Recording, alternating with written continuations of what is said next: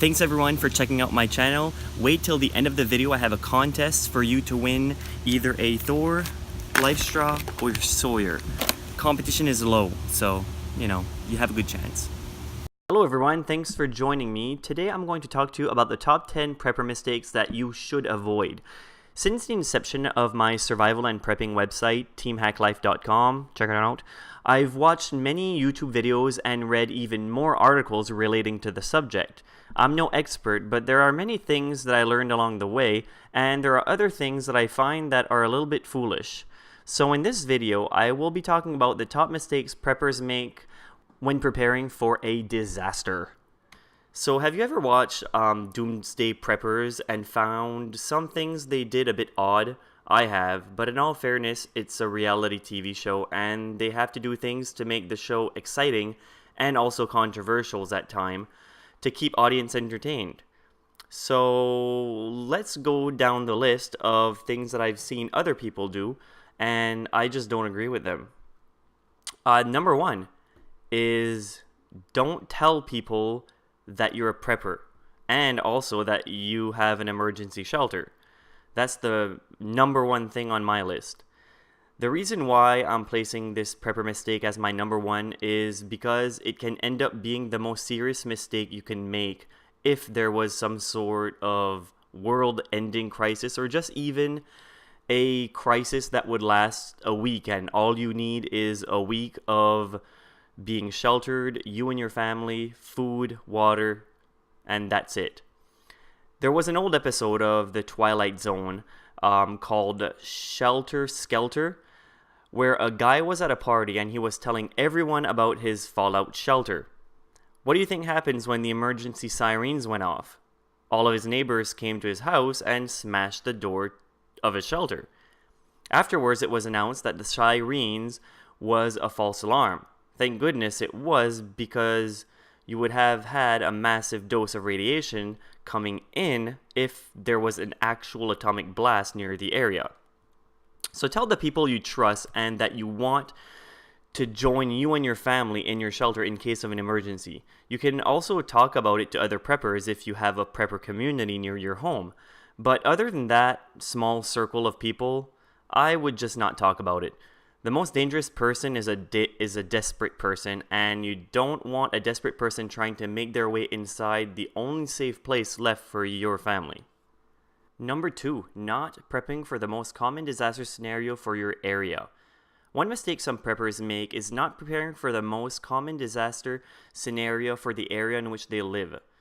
It's great if you have all your bases covered if you're prepping for an atomic blast and nuclear fallout, but don't forget to prepare for the most common natural type disasters that strikes your area maybe every year. I live in an area where there can be significant flooding. It happens approximately once every decade. This year we had a flood that surpassed a record flood from the 70s, and a lot of people were not prepared. Some had to take refuge in shelters after just a single day of not having power. Fortunately, where I live, I was not affected by the flood, but it doesn't mean I should not prepare for the day when I might be affected. A fallout shelter below ground will not do you any good if a flood strikes. All you will be left is the cost of replacing everything you had prepped for in your water-filled underground bunker. Back in 2014, Hurricane Arthur made landfall in our area as a Category 1 hurricane. Many of us were out of power for more than a week. We were out of power for 4 days. We stayed home with our 3 kids and had no problems. Fortunately, this was in the summer and not in the sub-zero temperatures of the winter, so we had enough food, and luckily we still had municipal water that was safe to drink, and we could use a shower even though the water was cold. But there are many benefits to cold showers, so I guess it wasn't a complete loss. Number 3. You have no survival skills and no training. So it's all well and good for me to write an article about how to build a campfire with a ferro rod, but shouldn't I know how to do it if I'm going to call myself a prepper or a survivalist or whatnot? A lot of people buy all sorts of fancy survival gear but never actually take the time to learn how to use them.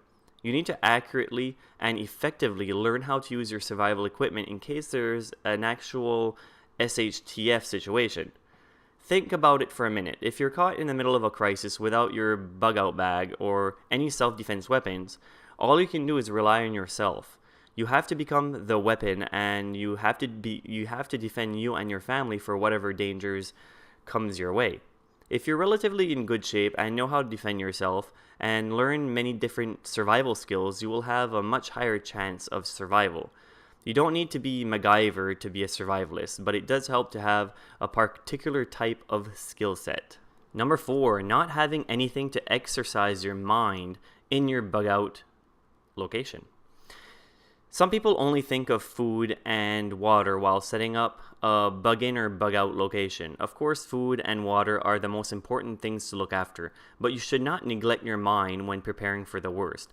Store some books in your shelter, and better yet, some survival books that will prepare you for a crisis. The most valuable information for me in a book would be a first aid book. It's something that most likely can save someone's life in these types of scenarios. If you begin to panic and forget your first aid training, all you need is to grab the book and it might refresh your memory, or at least follow the steps and you might be able to save a life. Even spending time learning everything there is to learn inside a first aid book would make you a valuable person to have in a group in a post-apocalyptic world. Board games are another good thing to have in a shelter. Keeping your mind occupied while you wait days or weeks to know what's going on outside might prevent you from going crazy. Number 5, you rely too much on electronics. I've seen a lot of prepper videos where people have buried their stashes and then pinned the specific location on their GPS. If the grid goes down for an extended period, or if there's an EMP that unleashes in your area, how are you going to be able to find your way with a GPS that no longer works? Learn how to use a map. It wasn't that long ago that we traveled with maps. We had to stop on the side of the road for a few minutes to figure out where we were going. What I suggest is buying a map of your area, or better yet, a map of your entire country in the form of a book. That way you will be able to go where you need to if there's a long-term blackout situation. Another great way to find out where you're going is to learn how to navigate by using the sun. One thing I can say for sure is that learning how to find your way using the sun is far simpler than I expected, especially before I first began my research about the topic. You should also buy or build a Faraday cage in case of an EMP. Keep some of your electronic equipment in there in case disaster strikes. You can go on Amazon and buy a relatively cheap Faraday cage for about $10. Number 6, not keeping up with the expiry date. So in your food storage section, you should have 2 types of emergency food storage. One for the near future and one for the far future.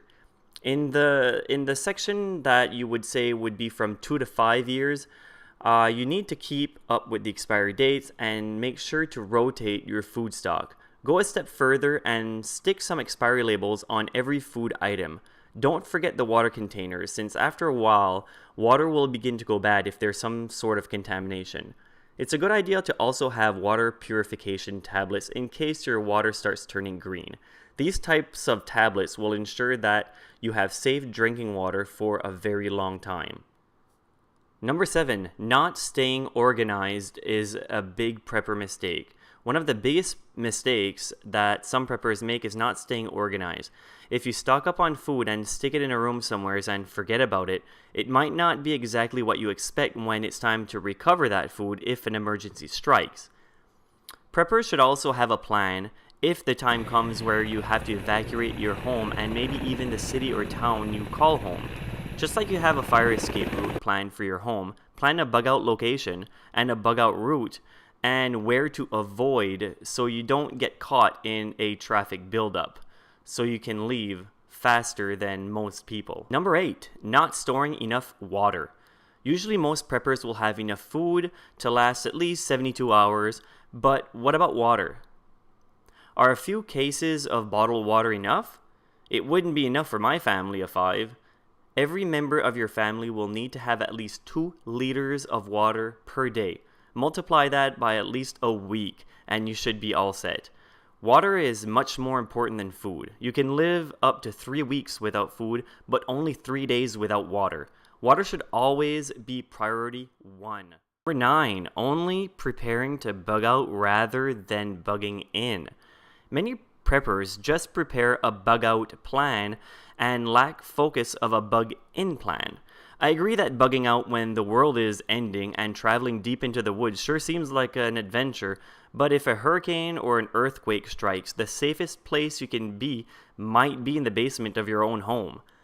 It's a different story if a storm is strong enough to call for an evacuation, but if it's something more manageable, then you will be most likely staying home. So while you're planning your cool bug out scenario, take some time to think about staying put for a few days. And remember, if a nuclear bomb goes off close to your area, the last thing you want to do is go outside and travel and exposing yourself to the radioactive fallout. Number 10, storing all your prepping gear in the same place. This is probably the most common mistakes of a rookie prepper. I'm even guilty of making this same mistake, so I'm not judging. Storing all your prepping gear in the same place, and that's a big mistake. You've heard don't put all your eggs in one basket. Well, this is the same thing. Some preppers have all their gear stored in their garage. Did you know the garage is usually the weakest part of your home? If a hurricane strikes and your garage is inaccessible, how will you access all of your prepping gear, food, and water? Try to store some prepping equipment in different locations within your home. If you have a storage locker that you're renting, you could also store some items there. If you are unable to get to your home, at least you can get maybe to your backup stock location. So there you have it. Thanks a lot for checking out my video, and I do have a little contest that you could win a prize. Since my channel is relatively new, I want subscribers and, gain a little bit of traction. So if you subscribe, comment, and share, which will take you 15 seconds, you can win one of these. You can choose either a life straw, a Sawyer, or this Thor Fire crank light that is also solar powered. And the contest will end at the end of August. I'll draw a name, and competition is low, guys, so just do it.